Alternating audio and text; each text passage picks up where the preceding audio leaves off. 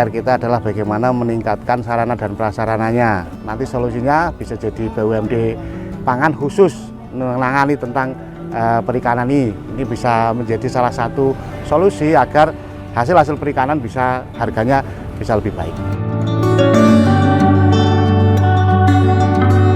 Yang belum ada ini di Cilacap wisata airnya malah. Wisata airnya dengan laut ini nanti kayak apa? Ombak setiap waktu pasti berbeda. Kadang cilik, kadang gede, kadang biasa-biasa saja, kadang anteng, kadang lain sebagainya. Tetapi kadang kita ini tidak pernah satu mensyukuri apa yang kita miliki dan apa yang kita dapat.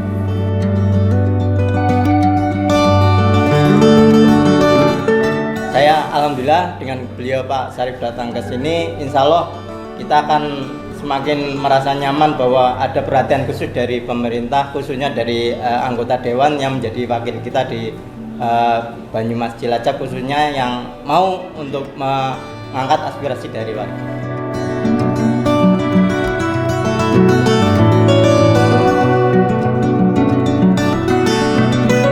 Pemuda pelajar ini harus memiliki komitmen untuk mencari jati diri melalui organisasi dengan cara belajar baik secara organisasi maupun belajar untuk membaca buku dan membaca realitas kehidupan, karena itu menjadi fondasi kita agar menemukan jati diri kita.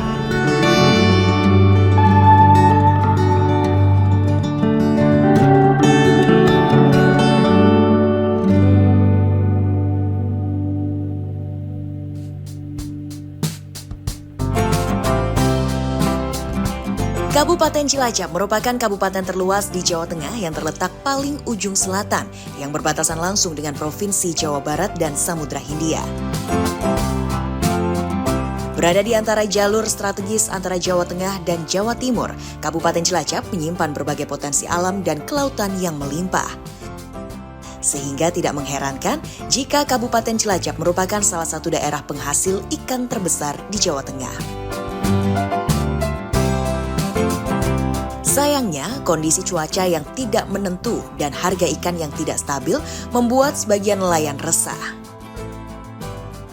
Sebagian dari mereka bahkan terpaksa berhenti melaut karena terbatasnya modal karena terus merugi. Kondisi tersebut pun mendapatkan atensi khusus dari salah satu anggota DPRD Provinsi Jawa Tengah. Legislator yang berasal dari fraksi Partai Kebangkitan Bangsa DPRD Jateng ini langsung turun tangan bertemu nelayan di Kabupaten Cilacap. Ya, beliau adalah Syarif Abdillah, Wakil Ketua DPRD Provinsi Jawa Tengah.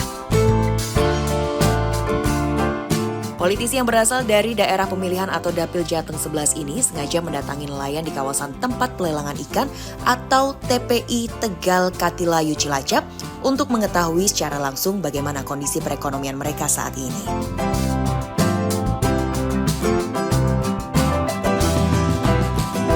Saya Syarif Abdillah dari DPRD Provinsi Klaben kok malah terkenal. Jawa Tengah lagi mensurvei kesiapan nelayan untuk mencari ikan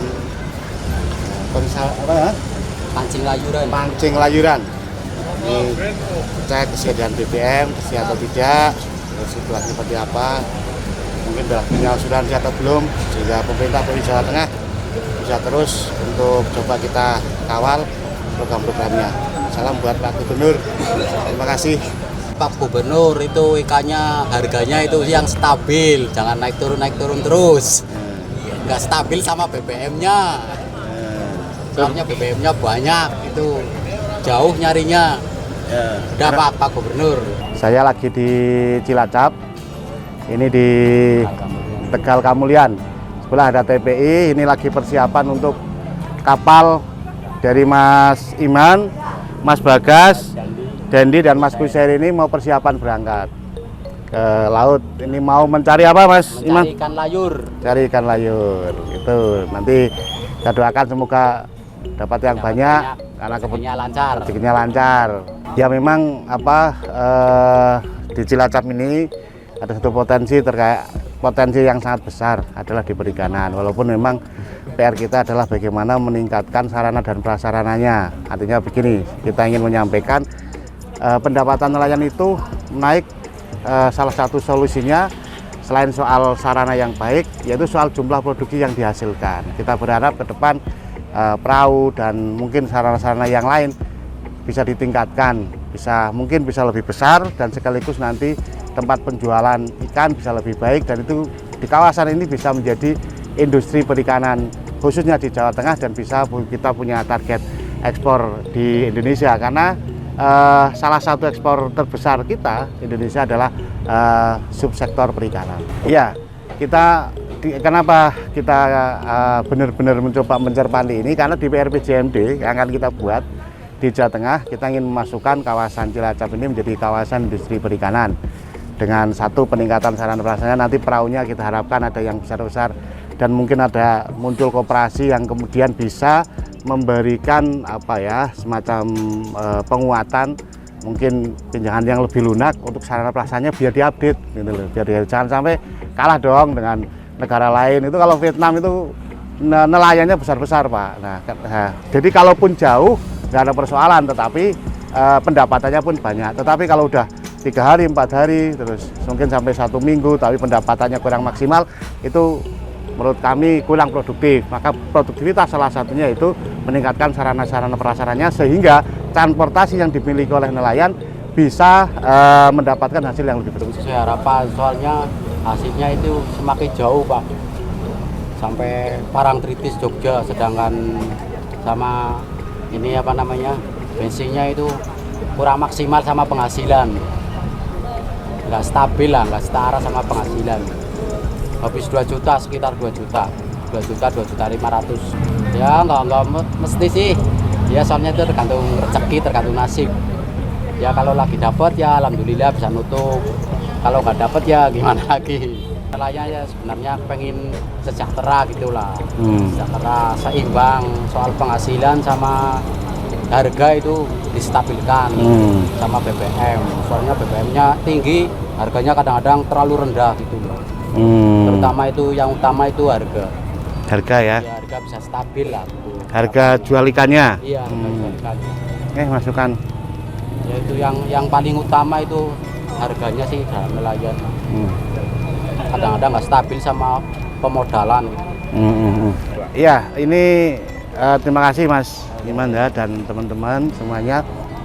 Masukan kita akan besok kita masukkan ke Pak Gubernur, yang ingin menyampaikan bahwa kondisi terutama tadi di harga jual ikan biar lebih stabil ya, sehingga antara cost produksi dengan cost hasil dari penjualan itu paling tidak ada keuntungan lah, ada sisi keuntungan yang bisa mensejahterakan petani. Kita akan sampaikan nanti solusinya bisa jadi BUMD pangan khusus menangani tentang perikanan ini. Ini bisa menjadi salah satu solusi agar hasil perikanan bisa stabil dan harganya bisa lebih baik.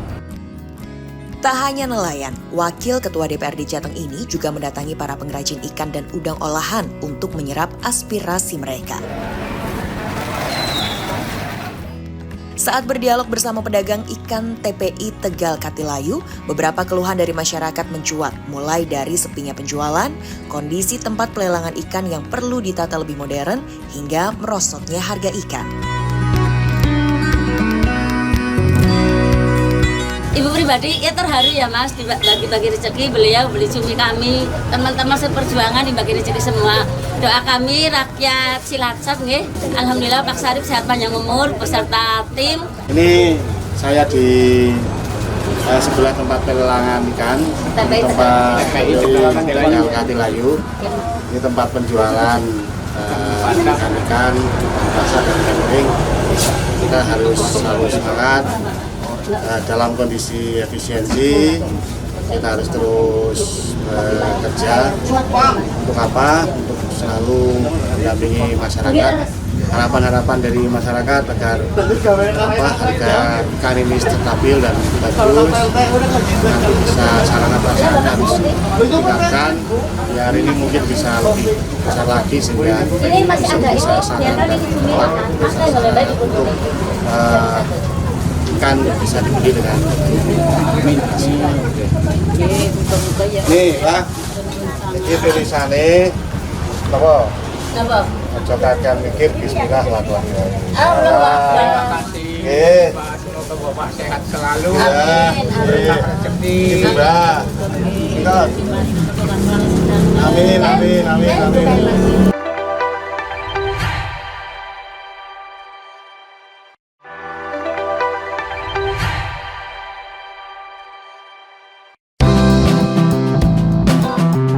Usai mengunjungi kawasan TPI Tegal Katilayu, legislator yang memiliki hobi belusukan ini mengunjungi kawasan wisata Pantai Cemara Jajar yang berada di Kecamatan Cilacap Selatan, Kabupaten Cilacap.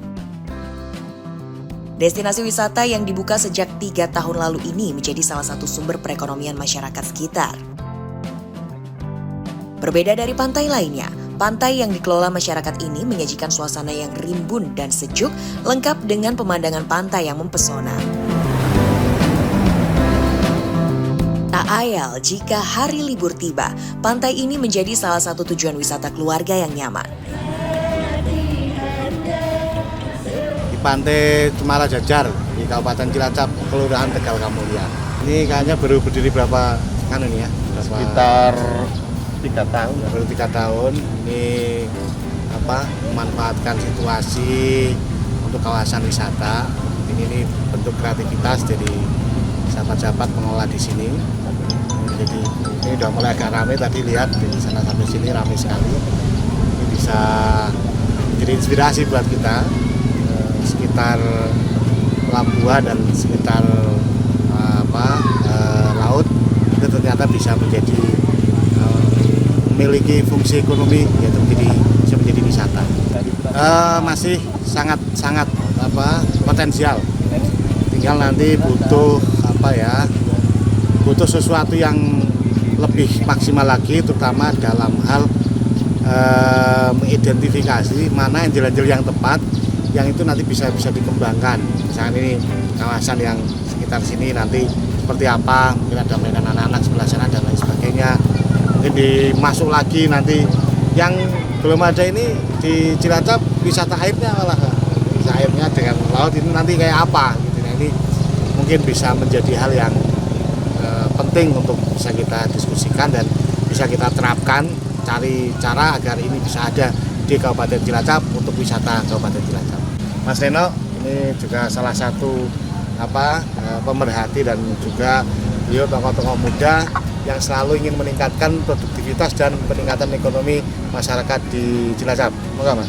Min pohon-pohon cemara, di pohon-pohon cemara terus sampai saat ini malah jadi muncul ide kreatif untuk menjadi tempat wisata baru di wilayah Tegal Kamulyan Cilacap Selatan. Kurang lebih sekitar 3 tahunan ini berjalan. Efeknya tentunya ya sedikit banyaknya bisa meningkatkan secara perekonomian warga-warga sekitar. Alhamdulillah ada yang buka-buka warung jajanan, warung makanan, terus bapak-bapaknya juga tergabung dalam Pokdarwis, kelompok sadar wisata untuk mengelola dan untuk menjaga keamanan di wilayah Tegal Kamulyan. Baik, harapannya dengan adanya Pak Sarip selaku anggota DPD Provinsi Jawa Tengah bisa lebih mensupport kami yang ada di bawah, terutama di wilayah Tegal Kamulyan Cilacap Selatan, bagaimana formula-formula apa yang bisa untuk lebih bisa meningkatkan nilai ekonomis dari tempat wisata yang ada di tempat kami ini. Kegiatan bersama Bapak Syarif Abdillah di Kabupaten Cilacap masih berlanjut di Desa Tegal Kamulyani untuk menyerap aspirasi masyarakat yang mayoritas merupakan masyarakat nelayan. Dalam diskusi yang berlangsung santai tersebut, berbagai keluhan dari masyarakat muncul, seperti kondisi jalan yang rusak, pendataan bantuan bansos yang masih amburadul, hingga penataan lingkungan. Tidak semua orang itu begitu. Di dunia ini rata-rata orang mencari kenyamanan, tapi Panjenengan Suma itu selalu mencari tantangan. Ombak setiap waktu pasti berbeda. Kadang cilik, kadang gede, kadang biasa-biasa saja, kadang anteng, kadang lain sebagainya. Setiap waktu nggak ada yang sama. Hakikatnya hidup itu setiap waktu nggak ada yang sama. Hakikatnya begitu. Tetapi kadang kita ini tidak pernah mensyukuri apa yang kita miliki dan apa yang kita dapat. Ini yang paling penting ingin saya sampaikan di sini. Apa kesyukuran kita ya apa yang di hadapan kita yang diberi oleh Tuhan, yang pertama harus patut kita syukuri dulu. Alhamdulillah. Nah, kalau misalkan ya matur nuwun sama Sang Hyang Widi lah dari bagi agama yang lain ataupun percayaan yang lain. Kenapa itu penting, Bapak Ibu semuanya? Panjenengan semua, kita semua hidup di dunia ini, apapun profesinya, apapun situasinya, ini tidak terlepas dari kewajiban yakin dan tidak yakin, percaya dan tidak percaya bahwa Tuhan itu ada. Itulah bedanya nelayan versi Indonesia dan mungkin versi negara lain. Mode Indonesia itu kita ini boleh melakukan apapun. Mungkin kita bisalah tidak sesuai dengan apa, monggo. Tetapi yang tidak boleh di Indonesia adalah mematikan adanya Tuhan di hati kita. Karena negara kita pasal pertama Pancasila adalah ketuhanan yang Maha Esa. Lah, teng mriki kula adalah bagian DPRD Provinsi Jawa Tengah. Niku mendapat tugas dengan FGD ini, paling enggak saya ingin mendengar apa-apa yang jadi masukan panjenengan agar kebijakan pemerintah Provinsi Jawa Tengah terkait bidang perikanan dan terkait dengan program kebijakan untuk nelayan bisa sesuai yang diharapkan ke depan. Mereka berharap aspirasi dan masukan dari masyarakat dapat ditindaklanjuti pemerintah. Ini acara di RW 07 di Kelurahan Tegal Kamulyan, ya, di Kabupaten Cilacap. Ini kawasan para nelayan di sini, Mas. Ya, yang pertama tadi disampaikan satu soal drainase di sini yang harus langganan banjir. Ini nanti akan kita usahakan untuk jadi prioritas di sini. Yang kedua soal data sosial. Ini memang terutama di kawasan ini menjadi problematika sehingga data lama itu belum terupdate kembali sehingga yang baru-baru ini tidak bisa mendapatkan bantuan sosial dari pemerintah.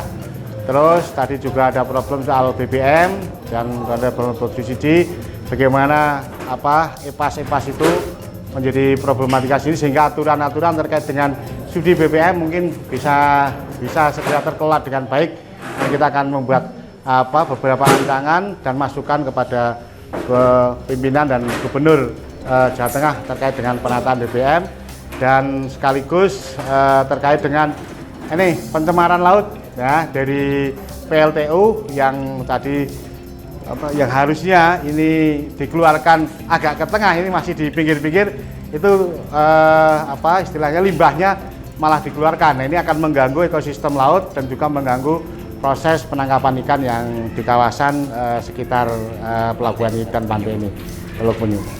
Gitu, Mas. Ini Pak RW, silakan. Ya, karena tentang keluh kesah warga kami, karena selama ini kita kan sudah berjalan kurang lebih dari 95, itu lingkungan kita itu memang satu kesatuan dengan PPNC, itu Pelabuhan Perikanan Nelayan, yang sekarang terkenalnya itu Pelabuhan Nelayan Samudra.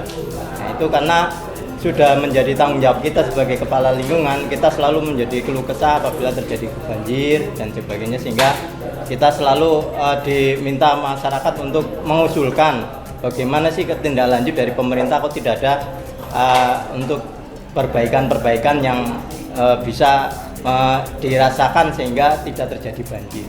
Karena saya lihat memang dari tahun 95 belum pernah ada perbaikan sama sekali.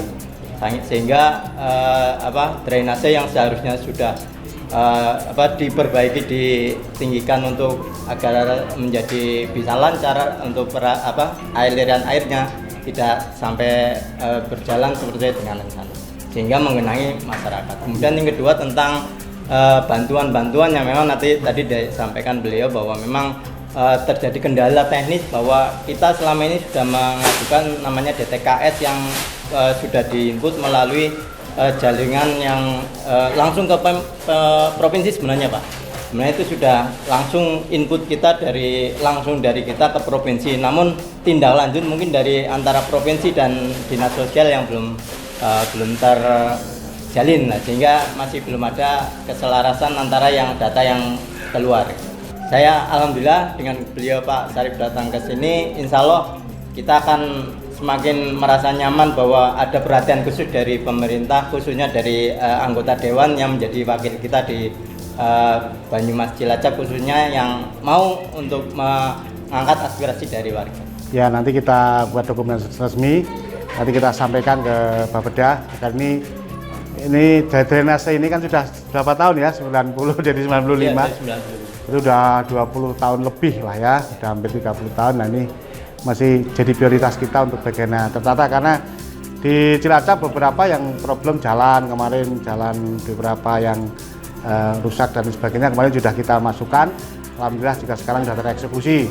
Nah, tetapi ini yang baru ini makanya kita gali, nanti kita masukkan. Kebetulan pemerintah Provinsi Jawa Tengah sekarang di tahun awal ini 25 sampai pertengahan nanti di 2026 ada tema tentang infrastruktur. Jadi ini drainase bagian yang kita masukkan dalam tema infrastruktur pembangunan Provinsi Jawa Tengah. Terima kasih, Mas.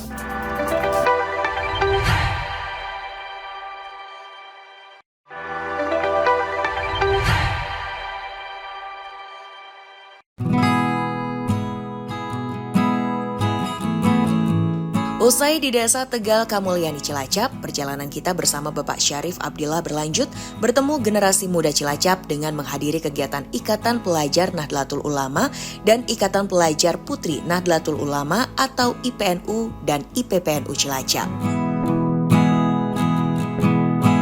Di depan para pemuda penerus bangsa ini, beliau memberikan motivasi akan pentingnya berorganisasi untuk meningkatkan kapasitas diri dan pengalaman.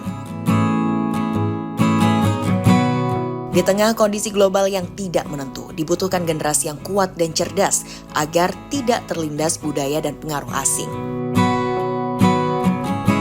Pemuda Indonesia harus menjadi agen perubahan guna mewujudkan Indonesia emas, Indonesia yang tangguh, mandiri, dan inklusif di tahun 2045. Dengan akan menempatkan ibu dalam konteks negara bangsa Republik Indonesia itu mau seperti apa? Apakah organisasi pelajar yang isinya anak-anak manja yang tidak bisa bergerak apa-apa, yang minta sama orang tuanya nangis karena masalah, sedih galau karena urusan pacarnya putus, misalkan menafsir mungkin begitu, mungkin saya nggak tahu, atau karena ada tatanan hidup yang buat kita itu jadi nggak bersemangat, atau organisasi pemuda atau pelajar yang siap bertahan hidup dalam situasi apapun, berjuang atas nama bangsa dan negara dan Nahdlatul Ulama dalam posisi apapun dan kondisi apapun. Ya, kebetulan kita lagi memberikan motivasi kepada IPPNU yang ke depan ada acara untuk Olimpiade. Yang pertama, pemuda pelajar ini memang harus memiliki komitmen untuk mencari jati diri melalui organisasi dengan cara belajar baik secara organisasi maupun belajar untuk membaca buku dan membaca realitas kehidupan, karena itu menjadi fondasi kita agar menemukan jati diri kita. Tadi kita sampaikan itu dan responnya positif, dan besok di Olimpiade juga ada beberapa catatan masukan selain Olimpiade tentang seni dan budaya dan olahraga, tetapi juga ada teknologi. Tadi kita ngasih masukan itu, tapi nanti biar secara kepanitiaan dan teknisnya bisa didiskusikan dulu oleh pengurus cabang IPPNU Kabupaten Cilacap. Beberapa masukan dari beliau senior saya Pak Syarif memang cukup menarik untuk dibahas, dan memang kami di pimpinan cabang seharusnya ada inisiasi ke arah situ. Tapi kita belum tahu, nanti kita lemparkan ke forum bagaimana tanggapan dari teman-teman. Kalau memang bisa tercapai di kegiatan kali ini, kami sangat bersyukur dengan masukan yang sudah diberikan oleh Pak Syarif. Tapi kalau memang belum, ya mohon maaf Pak. Dan masukan lainnya terkait dengan gerakan pelajar kami yang harus baca buku dan lain sebagainya, itu memang masukan yang sangat berarti bagi kami, karena memang seperti diketahui literasi di Indonesia cukup rendah, dan kita sebagai organisasi yang bergerak utamanya di lingkungan pelajar anggota kita dari pelajar dan mahasiswa harusnya bisa mendobrak itu. Pastinya dari kami PCI IPNU dan IPPNU Cilacap sangat antusias dengan tanggapan dari beliau, dan itu masukan yang memang sangat bermakna bagi kami, khususnya pelajar IPNU IPPNU Kabupaten Cilacap, karena bagaimanapun dari kami para pelajar, apalagi ini dari rekan-rekan itu banyak sekali dari pelajar-pelajar yang memang masih sekolah di SMP maupun MTS, yang pastinya literasi itu masih sangat-sangat diperlukan oleh mereka. Kita meyakini bahwa ke depan generasi kita adalah generasi yang hebat, generasi yang kuat, karena gen kita adalah gen-gen yang hebat, gen-gen yang kuat. Bahwa tinggal kita bisa mengarahkan, memberikan masukan, dan terus mendampingi mereka dengan cara yang baik. Saya rasa ini akan menjadi generasi emas di 2045, karena penguatan bukan hanya soal skill secara technically dan keterampilan, tetapi karakter dan mental serta kekuatan dari akal budi dan etika ini menjadi bagian yang penting, sehingga bangsa ini memiliki generasi emas di 2045. Saya yakin itu, dan kita akan terus berdoa, dan kebijakan pemerintah harus mendorong ke arah situ, tidak hanya dalam konsepsi yang sifatnya duniawi saja, tetapi mental, karakter, dan ini menjadi bagian yang penting untuk selalu kita kuatkan dan kita kembang untuk persiapan generasi emas 2045.